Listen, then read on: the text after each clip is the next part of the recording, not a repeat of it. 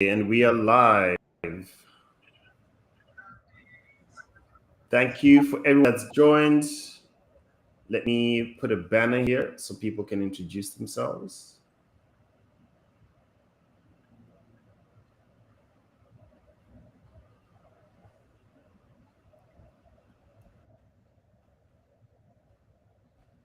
Then we'll get started in about 3 minutes or so. Sure.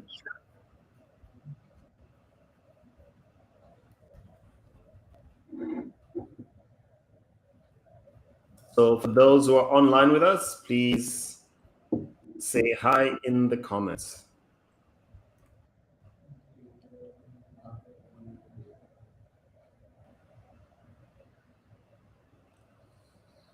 Say hi in the comments. There we go.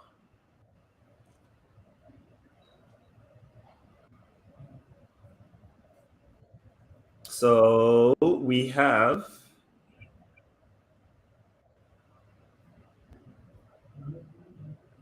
okay. I think it took a little bit of time for the comments to show on our end. But now we can see them. We've got Janine Montgomery. She said hi. Hi, Janine. Jane Arjun is from Gopalan. Taliban. Oh, nice. Yeah, we'll have. Talrai. Thank you.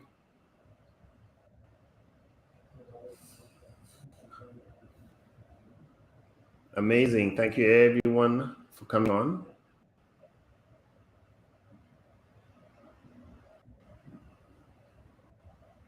I can see quite a few people from Taliban. Welcome, guys, and thank you so much for joining.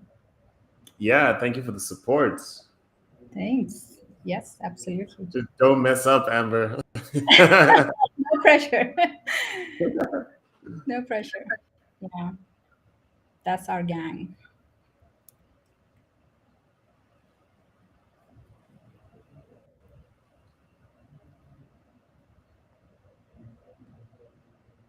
So testing out this thing where you chat overlay on the right, but it doesn't seem like it's. I think it'll only put them as they come, I guess. So I'll leave it off and focus on our faces. Okay, I think we can get started. Cool. Thanks everyone for joining. This is going to be an amazing chat. So I've got Amber. I'll let her introduce herself. And we're here to talk about design operations, design ops. Amber, take it away. Tell us about yourself, your journey. Like, how did you get started in design ops? Wow. Okay, thank you so much, Betsy, and thanks everybody for joining. I'm really, really excited for this sesh. So I'm Amber, and I lead design ops in Talabat. And Talabat has been scaling really, really fast. So my focus has been to support that scale by operationalizing design through optimization of process, tools, and ways of working in a nutshell. So I've been in Talabat for about 3 years, and those have been absolutely amazing 3 years for me. And I've been able to establish the design ops as a practice from ground up in Talabat, and I scaled it from myself to a team of 8 people now. And I would talk about it a little more in detail, what that 8 people looks like and how we have distributed different parts of the design ops. I recently also transitioned into an interesting role as the acting head of product design, and it's an absolutely new chapter for me. It's a chapter of learning and growth that I am so excited about. And it's also a very natural transition from design ops to leading the design chapter or design org. And I would shine some light on that transition as well. So I'm really, really honored to be here. I think this platform, Betsy, that you have created is such a great opportunity for all of us to learn about different topics around design. And you've been, collecting such great guests in the past. And I'm really happy to be here for this opportunity to share some of my experiences and my knowledge around design ops and how it really has helped the Talabat design team. to do better and scale their impact overall. So that's a little bit about me. What else do you Amazing. want? So when you're not design opping, what do you do? Who is Amber? All right. So my life, I think, outside work is mostly dominated by my son. He's 14, so a teenager, very demanding. At the same time, very get out of my life, let me live, let me do my own thing, kind How of do you keeping. have a 14-year-old? That's not possible. Yes. That's not possible. How do you have a teenager? What? Why I'm not are you so gonna nice? I'm not gonna put you on blast and ask you how old you are. Okay. So I'm old enough to I have a have 14-year-old. a teenager. Yeah. Let's put it this way. Let's put it this way. So yeah, mostly, I mean, in my me time, you would find me buried in a book or in my phone, listening to a podcast, listening to music, whenever I get free time, which is sometimes, taken over by family. Really, really joyful experience. And my mother lives nearby, so I spend some time with her as well. And this year I've been traveling a little bit around as well. So yeah, it's a combination of a bunch of things. I play tennis in my on my weekends and do gym like a lot of people in Dubai. Very conventional Dubai life. I think we lost you for a second there. I was gonna ask like any podcast you can recommend. So one of the best ones for me is Design Better by Envision, just by the sheer quality of guests, and it's really really amazing. And I have learned a lot through the guests that they invite. The quality of content is supreme, the best, I would say. But do not miss out on Figma's podcast, and there are a lot. Almost every UX community has a podcast, and it's amazing to join those.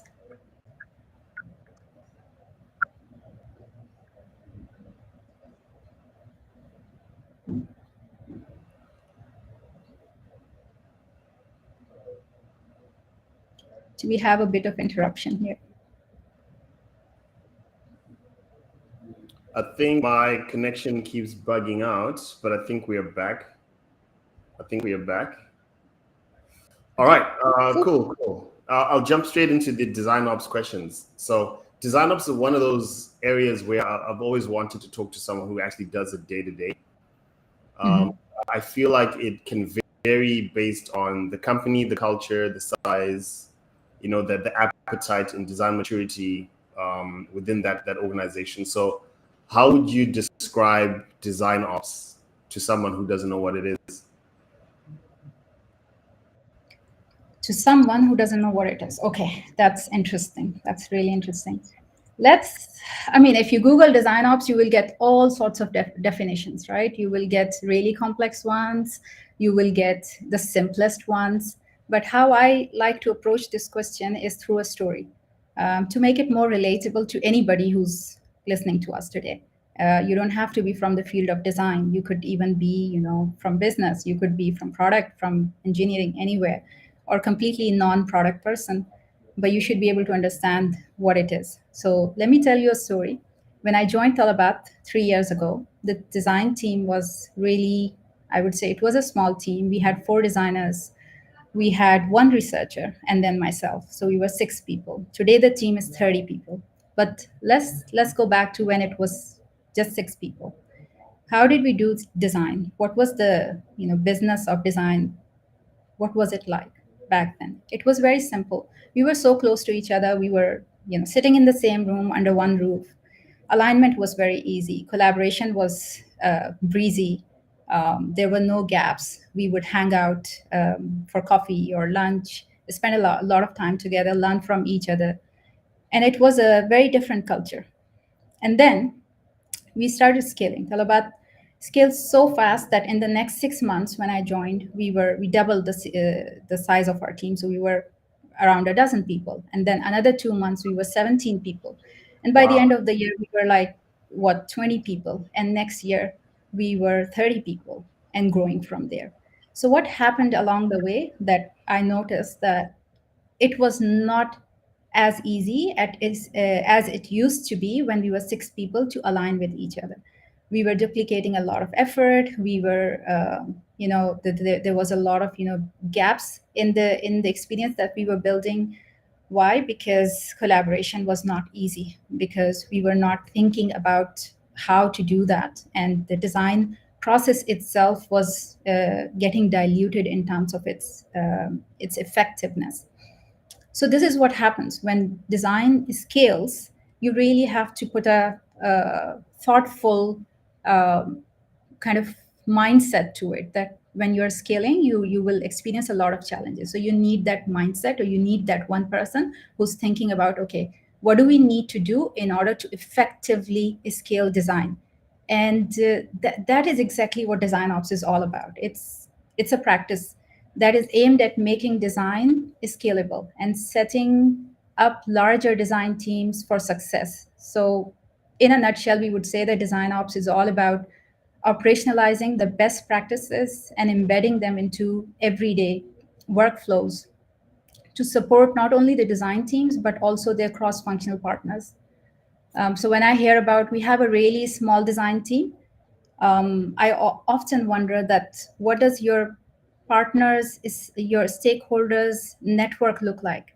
How large is it? Because sometimes we have a small design teams in organizations, but they are really serving many partners in business, in product. So we have to approach it from that perspective as well. And when you look at it from the scale, from the perspective of scale, then you really need that mindset. You really need that one person who's thinking about thoughtfully scaling design and making it the most impactful.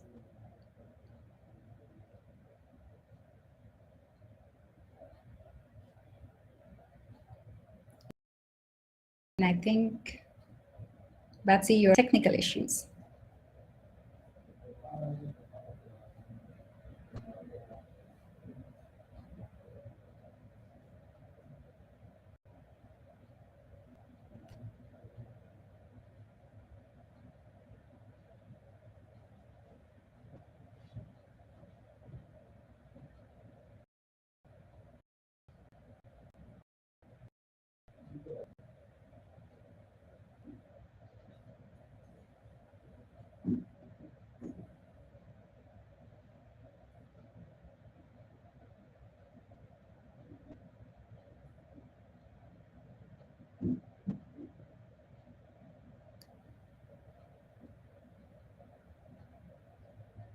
Yeah, let's wait a little bit for him to come back. There he is. Okay, can you hear me? I can hear you. Yes. Sorry, my connection So keeps we lost you dropping. a little bit. Yeah, sorry about that. Okay, I think I'm back. Okay, cool. Okay. Okay, so you were talking about operationalizing design ops, and we've got a question here from Dev. What tools do you use to operationalize design ops or design? So yeah, let's say where design ops is all about operationalizing design in order to scale it effectively, scale its impact effectively. What tools we use? For example, Figma is a design tool, right? But it's also a collaboration tool. So when we used to design with a sketch, and we had a bunch of tools to facilitate that collaboration. I think all the peeps from the design community can feel that pain. And through design ops, we recognized and identified those pains that our team was feeling. We identified how much time it was wasting from our design workflow, how much friction it had, and then we got the buy-in to transition everyone, our entire design org, to a new tool. That is something that design ops did as an initiative in the very beginning of its foundation or founding in Taliban. So that's one of the tools that we use, and then all the other tools of communication, the other tools of documentation, Confluence, Slack. all the regular tools that the design community and product community uses. We use the same tools, guys. That's amazing. And within, I guess a big part of what you do is, like you're saying, not only operationalizing design, Mhm. but improving things like efficiencies, right? And how do you measure the success of the work that your design ops team does? How do you kind of quantify that to the rest of the business to say these are the activities we did, and this Mhm. was the outcome from either efficiency saving, money or time, or cost savings, or that kind of thing. Like, how do you measure your success? Yeah. I think when I think about the success of design ops or measuring the success of design ops, it's multifold, and it really depends on the organization and their pain points and their dynamics. Some organizations really use design ops to improve their cultural side. Others use to improve the tooling or workflow. So it really depends what the need is. For us in Talabat, in the beginning, the need was around, for example, one of the needs that we identified was around the tooling. And we identified some pain points, how much time. So it was more about not only about saving money, that was one of the impact that we showed to business in order to get the buy-in for transitioning to another tool. So we were using Zeppelin and Sketch and Envision app to facilitate the entire design process end to end. And we realized that we were spending a lot on these three tools. When we transitioned, when we made the case for Figma, we actually presented to business a case where we were saving 70% on the design tooling. Right. And so this is cost saving. Then it also goes to productivity or efficiency of your design process. So if your developers are using Zeppelin, that's another tool. Your designers are using Sketch, then they are not they're not able to collaborate. So how do you, so if you combine all of that time, that meetings and everything, you can quantify how much of the time you will be saving if the process is more streamlined, if the process is supported with a single tool. And it's really easy to make that case. But if you want to make an overall case, let's say for your design ops practice to drive the buy-in, I would say that there are a bunch of things, and there's a lot actually. If you Google, there's a lot that has been written and shared by a lot of design ops leaders in the industry. One of the names that comes to my mind is Patrizia Bertini, and she has written a lot about this, and how to measure the impact of design ops and how to put together business case to get the buy-in for design ops. And her thought process is very much aligned with how I see it. It's really about efficiency of your design process. It's about saving the time of your design team and designers and everybody in your design org, and really quantifying it if you're able to quantify it somehow. Another thing is the attrition, the churn rate of design, right? Design is really um, it's really hard to sustain, hire, find the best talent in the design industry, and then be able to retain that talent. So Betsy, I was just talking about the how hard it is to find the best design talents, Oh, and then keep them happy and yeah, retain them. It's even yeah, hard, right? You can find the yeah. best designers and researchers and content designers, but retaining them is a completely uh, another So, game. so you're saying retention is actually a part of design ops as well, retention Yes, strategy. retention. Yes, yes. So wherever in your organization, if in your organization you have design ops, retention is something that can be completely, totally be owned by the design ops leader, right? So they can Right. thoughtfully come up with a strategy to build that culture, build that safe space, build the conditions where designers or design, everyone in the design org will thrive, and make it really difficult for them to leave. Ah, that's amazing. So we're here from Dev. What does a typical day look like for you? There is no typical day. Good news and bad news. There is really no typical day. But what did today look like for me? I had a bunch of calls. One of the calls was with the research team, and they were debating over the role of research ops, because we have under design ops we have research ops as well, and the responsibilities, distribution of responsibilities between research and research ops. It was a very interesting topic. I spent some time with the team, and I hopefully gave them some guidance to have a conversation around that. And some time was spent in headcount negotiations, and Ah, alignment. Um, yes, the most fun part of my job is there. yeah, Yes, and generally meetings with product leadership, tech leadership, business sometimes, design leadership. This morning we had a call with the design leadership, and we had some topics that we were discussing. One of the topics was about collaboration, was improving the quality of the experience and doing better, and creating that amazing conditions for our design teams where they can thrive and create the best work. amazing. Question here from Isaac. Does design ops include finding and hiring people with the right skills for the design team?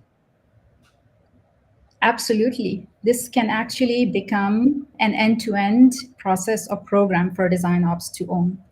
And it really depends on the size of the team, but this is one of the easiest ones that design ops can pick. If you have design ops in your organization, where they look at the end-to-end candidate experience and really design it thoughtfully. And this is what we have done. But most of the work, when I moved into design ops, some of the work was already done by our then head of design, Smita, Right. and we started building up from there, and really thinking about, okay, once a candidate reaches a certain part of the funnel, and of course our people ops team also help us sharpen that process.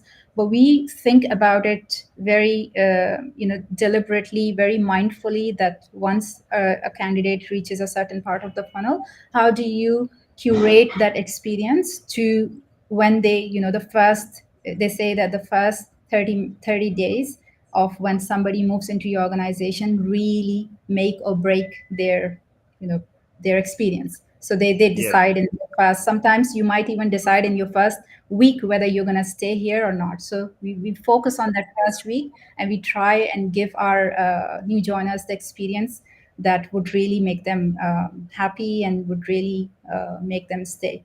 I'll share an example with you, and it's a funny example. One of our new designers, he asked me that, oh, okay, you're in design ops, and perhaps it was a new thing for him. So he said, okay, can yeah. you help me get a new chair?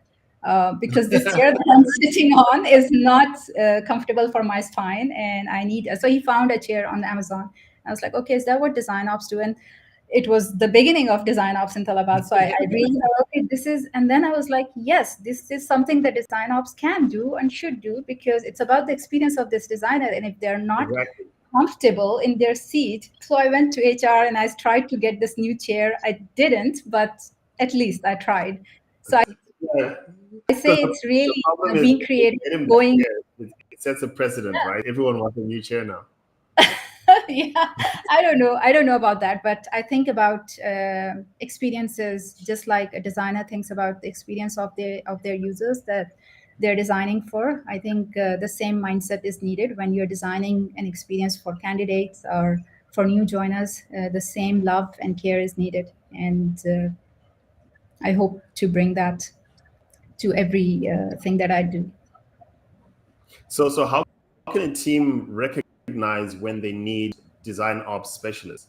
Because it seems like a lot of the things you do in most teams that I've been a part of, those responsibilities are kind of distributed throughout the whole team, with most of it sitting with the head of product or the head of design. Like things like hiring, optimizing tools, like those strategic decisions sit with him or her. So at what point do you actually decide that let's make design ops a separate function of day-to-day design? Like what does the organization need to where does the organization need to be for them to make that decision? When the design leader goes on a vacation. A prolonged vacation.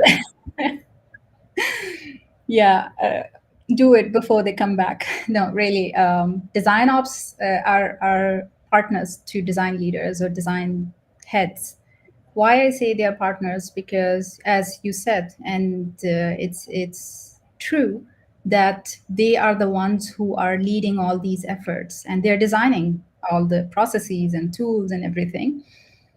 Yeah. So it's fine. This is not a problem, unless you should not have design ops for the sake of having design ops. You should really find the reason, and a strong reason to have that. So I'll share an example in Talabat with you, and it has to do with a scale that when you will start noticing some gaps or some conditions that will point you in the direction of that you now need somebody who's going to spend significant amount of time in thinking about these issues, these challenges. Those challenges could be if there is churn in your team. Mm, It means it's a signal that there is something wrong. Maybe the team is stretched, or maybe design is experiencing some pains. If there is that, you there is another thing. Is design meeting timelines, expectations of stakeholders? If there is a gap, if there are any pain points, it points to having somebody who would bridge this gap. This is how I see it, that design leaders, it's their job to lead how what they're going to build, what the product is going to be. And it's the design operations leader's job to see how they're going to build it. So make sure that whatever design strategy or vision that this leader has come up with and their team, you are operationalizing that strategy. You are operationalizing that vision. You're right. making sure that you're creating all the right conditions that this team is able to deliver the impact that they have committed to with their stakeholders. Incredible. We've got another question from Dev. So you mentioned you have about 8 team members, correct? Yes. What do they do? What are their roles and functions? So design ops in Talabat is a bit unconventional from the industry standards or from the industry compositions of the team. And this is really the way we have designed it, is to answer the need of the organization, the pain points of the organization. Right. So it's distributed across 3 topics. So we have design system. Our design system is a pretty established one, and we call it Marshmallow. And then, so we have 2 dedicated designers for Marshmallow, and we are hiring engineers as well. Anybody who's interested, please Wow. reach out. Yes, we are hiring engineers for our design system. So I'm we're really jealous. investing. Yes. Anyone who's interested in this Very space, jealous. do reach out. Yes. So that's a very exciting pillar of our design ops practice. What do they do? What do they deliver? um, Scale, design quality at scale.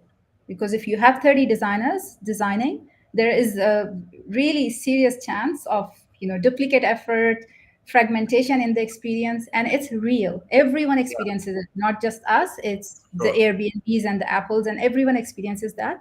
But it's how you respond to it. Another pillar that we have is we call it Design Studio, and it's one of the most innovative things that Talabat has introduced. We have brought really specialized skill sets into this team, people who are really great at visual design, people who are really great at product design, as well as interaction design, motion design. Wow. So these are really specialized skill sets that we have brought, and we identified that when product designers are really deep into solving user problems, there is an opportunity where you can bring in somebody who will pay attention to the details of how you're Yeah. designing those systems of motion, how you're designing those systems of components. It really help. So again, helping the design team. And the third component or the pillar of our design ops function is program management. So program management has design program management and research ops under it. And it's a team of now soon going to be three. We are again hiring in design ops, design program management as well. Anybody who's interested, please reach out, and we would love to have a chat with you. So this is what the composition of the team is. If you go see in the industry, you would usually find program managers and design system in the industry. What we have done differently, where we have innovated, is we have brought in a studio into this mix, and we are seeing magic happen.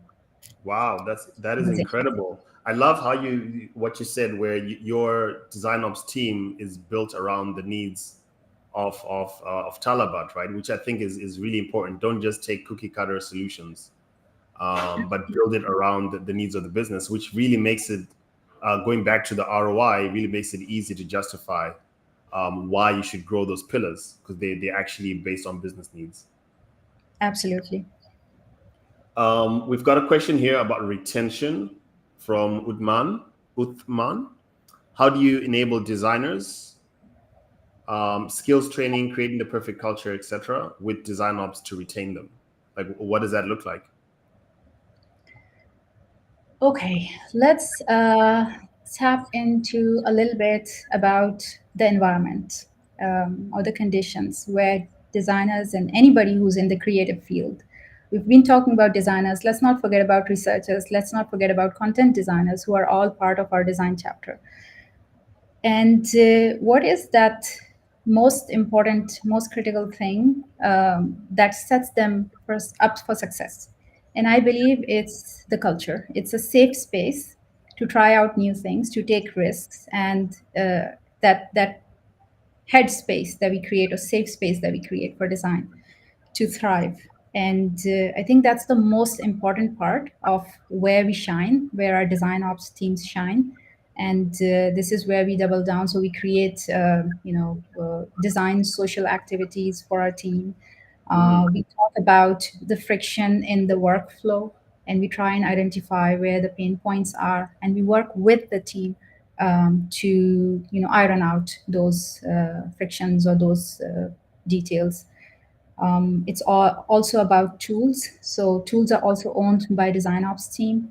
So we look at what are how can we optimize the use of our tools? How can we keep up with what's happening in the design industry? What kind of tools will really enable our designs? And in our design ops, our the entire design chapter, the entire design research and content teams, they're all heavily invested, and they all pitch in. So ideas are always coming in from different folks, and they don't have to be in the team to be able to get something going and suggest an improvement if they identify a gap somewhere. So it's people, it's tools, and the workflow. This is where we focus the most on. awesome. Thanks, Amber. We've got an amazing question here from Bajira. How do you manage versions in design? Like, as the design of a feature evolves, basically, how do you ensure that engineering implements the correct version of the designs for specific releases? I think when a Spotify released that, that's a great question. That's a great question. Thanks for asking, Vijira. When a Spotify released their ways of working in Figma, that really inspired, I think, the entire design industry, design community. And everyone created their how do you work in Figma, specs, and all those guidelines. And we of course, jumped on the bandwagon, and we joined them, and we were like, okay, let's get inspiration from here. So this was like 2 years ago, I think. So our design ops team then, we looked into that, and we brought the best practices by studying different ways of working, and we specified a process for creating specs. So the biggest pain point, again, first let's identify what is the pain point that we are solving. The biggest pain point was that engineers, if you're designing in Figma, you have a file, and that's your working file, right? So you will probably add another layer or another page, and you will create your specs there, and you will share with the engineer, with your team, and then you go on a vacation. and that link gets lost. And there's a new supporting designer, and they don't know where to find that. So losing specs in a file where designers are exploring is a scary thing. We identified as a pain point, so we learned it from our developers by talking to our developers. We came back and we put together some guidelines, and we took those out, specified a separate file for each of our projects. We call it specs, and these files, we have a different cover for it, so we use a green color, and we just socialized it in the organization that whenever you land in Figma, you see a green cover, it means specs. And then we use date and other methods to identify what's the latest source of truth. But it's very, very organized in terms of being accessible, easily findable. That's amazing. And for your design system, how do you handle or plan to handle version control for Marshmallow? So for Marshmallow, I am not entirely aware how the team is handling it now.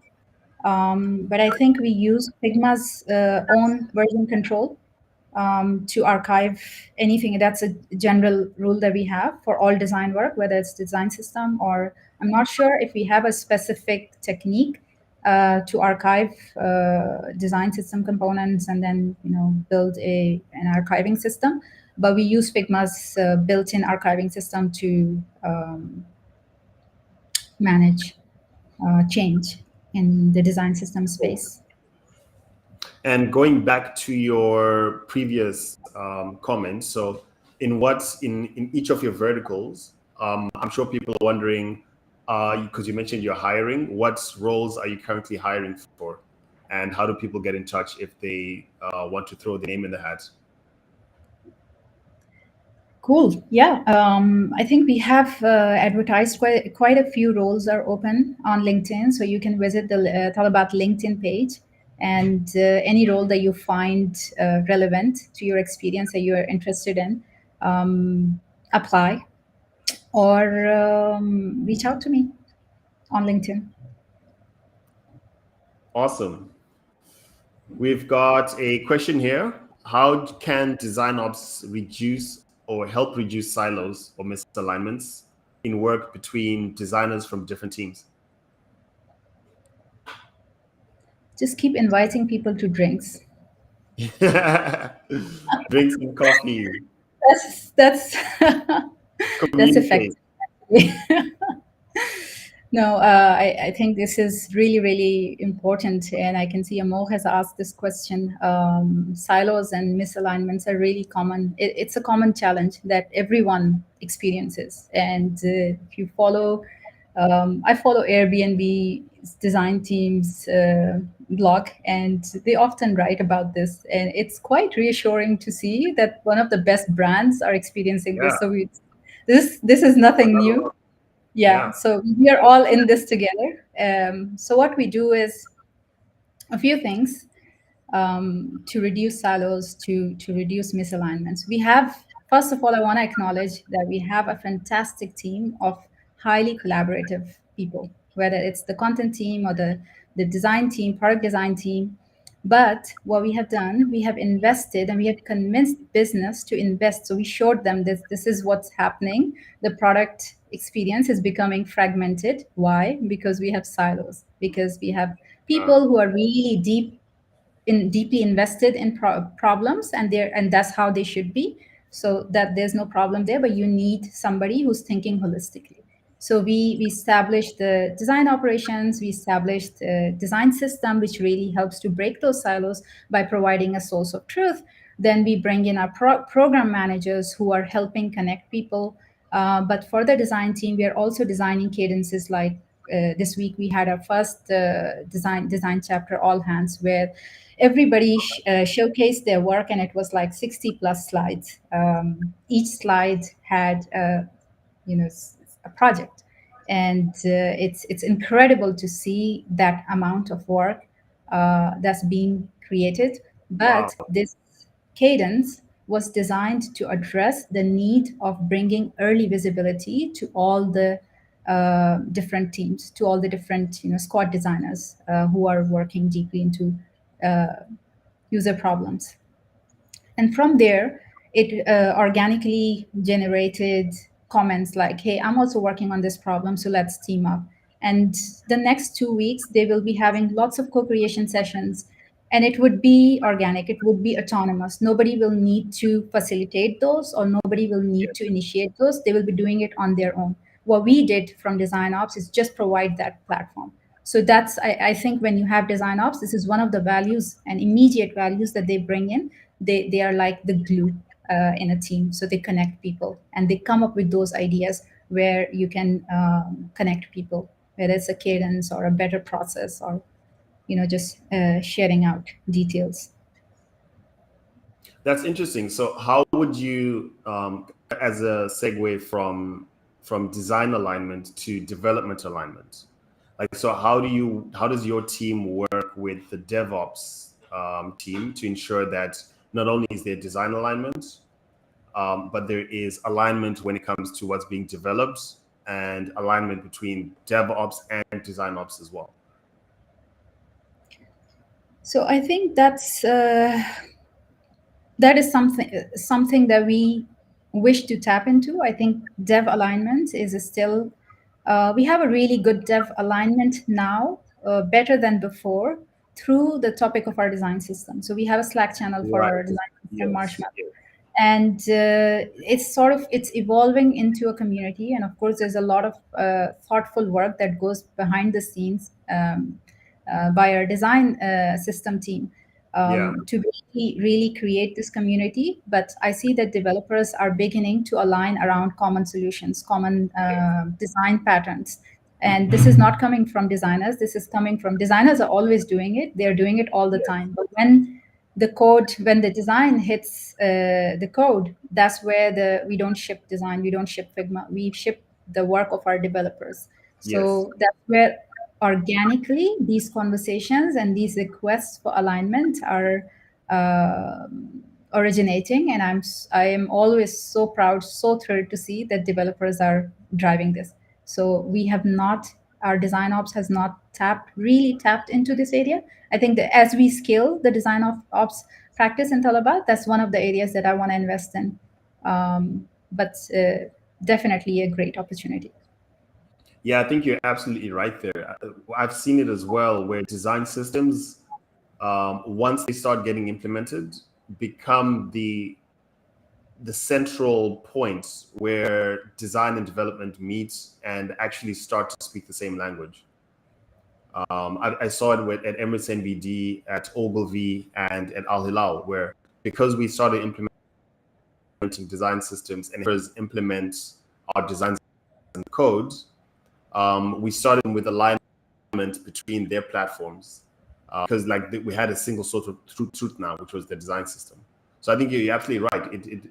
It essentially starts most of the time with the system, because that's when designers and developers actually start to sit on the same table to build out the same solution, and you start seeing the same language across the board. Absolutely spot on. So Isaac is asking, would you say design ops is not a revolution in the industry, but more like an evolution as the design process has become more complex? That's a very interesting perspective, Isaac. I have not thought about it like that, but this is how I think. This is my perspective. I see design ops as in, so let's think about design. How has design evolved, right? From pixels, from no design, no need for design, to now we must have design. And we Yeah. historically, design has always wanted to join the table, have a seat at the table. And hey, we got it. Now, what do we do with it? How do we keep it? And what do we do with it? I think that's where the question is. And design ops is really helping design to, I wouldn't be so, I wouldn't say to keep the seat, but I think to really show what design can bring to the table. Yeah. And I think that's the strategic value, the true value of design ops that I see. When it's implemented at that level, it really, really enables design to prove that why we asked for the seat, and when we have the seat, this is what you get.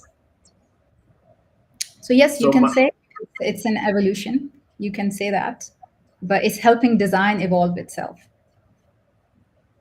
yeah, so that's great. My follow-up question then would be, what would you say are the must-haves for in terms of design ops for small teams and for large teams? Like, what are the must-haves? So, can you elaborate on that question, Betsy, in terms of skill sets or in terms of? All of it. So if you're starting to implement design ops in a small team, what's the minimum you need to think of to implement? For example, tools optimization, is it retention strategies? What does that look like for the really small teams? And larger teams like what you have now at Talabat, what's the minimum you need to, if you're launching design ops within your team, and it's a large team, what are the Mhm. minimum kind of what are the minimum things you need to implement as a design ops team going into a large organization and a small organization? I think one of the, I would say, selling points for design ops, and easily you can actually sell it easily, and that's the efficiency of design, right? We want, so let's imagine that business is investing in design, right? You have a dozen designers or you have five designers, and you're delivering Yeah. certain level of impact or value. You deliver, I don't know, a dozen projects, and if design ops comes in and looks at it from the efficiency point of view, from the ROI point of view, and start scaling it from there. And how would you scale it? You would look at, if there is any gaps, or if there is any uh, loss of effort, or loss of resources, or loss of designers' time. So these are the most fundamental things to begin with. And then if you go at a strategic level in a large organization, then you would look at it from the business perspective and see what are the initiatives, what is the agenda for design, what does business want from design. This can come from listening closely and carefully to the design leadership and the product leadership. Usually, they are able to Mhm. tell you what they expect design to deliver in that particular Right. organization. And Right. once you have an insight into that, then you can start, designing how you would partner with the design leadership to work on that agenda with them. Amazing. Amazing. Yeah, that makes sense. That makes sense. You touched on an important aspect where if you're thinking of implementing design ops, talk to your stakeholders and find out what their pain points are. I think you're absolutely right there. Mudir is asking, do you have UX writers in your team? Are they part of design or are they part of design ops? Yes, we have an absolutely rock star team of UX. We call them UX designers and not UX writers. And we believe that words, that you design experiences with words. We also believe that content comes first. So not just when you're designing an interface, but when you're thinking about a problem. And once you know you've identified what the problem is, from there, content should be involved. Content should be considered. Um, so we call them content designers. And yes, they are a part of the design org, but not design ops. And they do a lot of ops of their own as well, I'm sure, from localization to process designing to, Coordination. yeah, they're Yeah, quite autonomous. yeah, for sure. You said something interesting before, and I wanted to ask in terms of, because you mentioned the different pillars you have under design ops. Yeah. So for the people listening today that are thinking design ops sounds interesting, I'm looking to get into it. What are some of the different skill sets that lend themselves to design ops, and what do some of the career paths look like?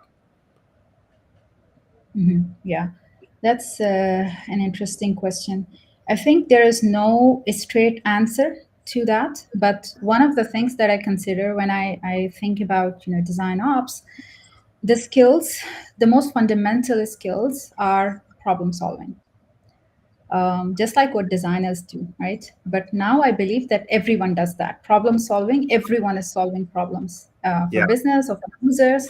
So we cannot say that it's something that just designers do, product managers, even developers, but they have different tools. So design ops practitioners are also solving problems for a team, for business, for their stakeholders. So problem solving is one of the most the one of the skills that I look for. Another one is sort of being a glue, or really people connectors.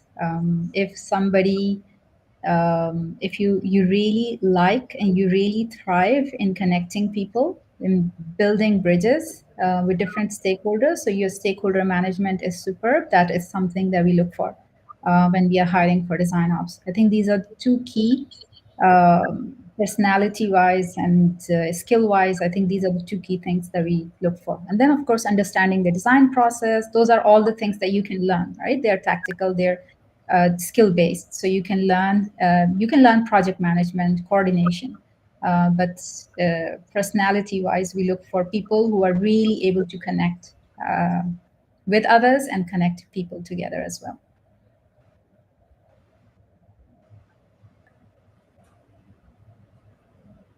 Sorry, I think my connection dropped a little bit there. Cool. Yeah, just I for a second. I think we have a follow-up comment here from Mudir. That might need a little bit of clarification.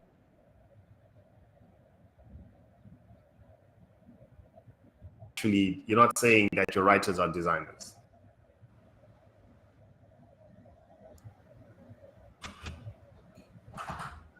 I think you lost me again.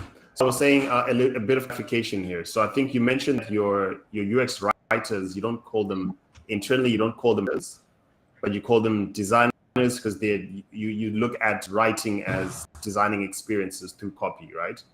But Yes. you're not saying the UX designers are the ones that do the writing, which is I think what Mundir is alluding to here.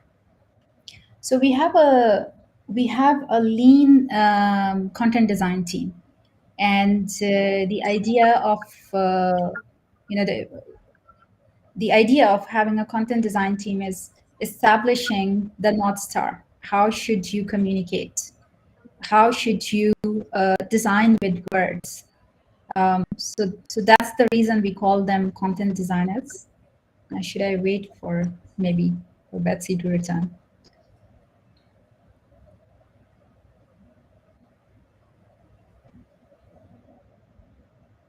It's a really, really interesting question.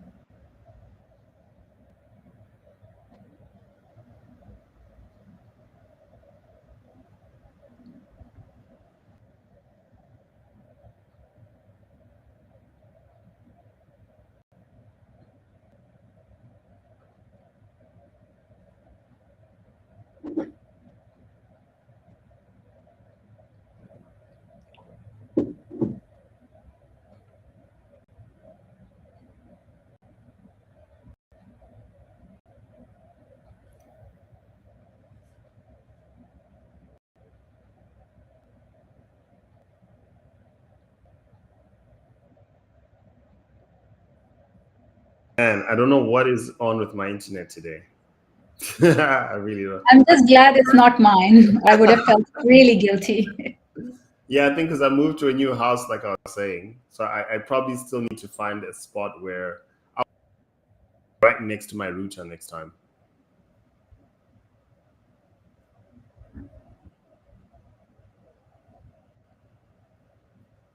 Yeah, I think I'll set up next to my router next time. This is not ideal.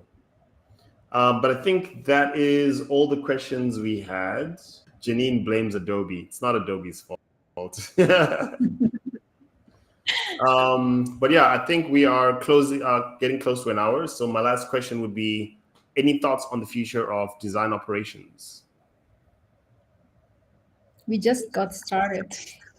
Yeah. Let's deal with the present. Yeah.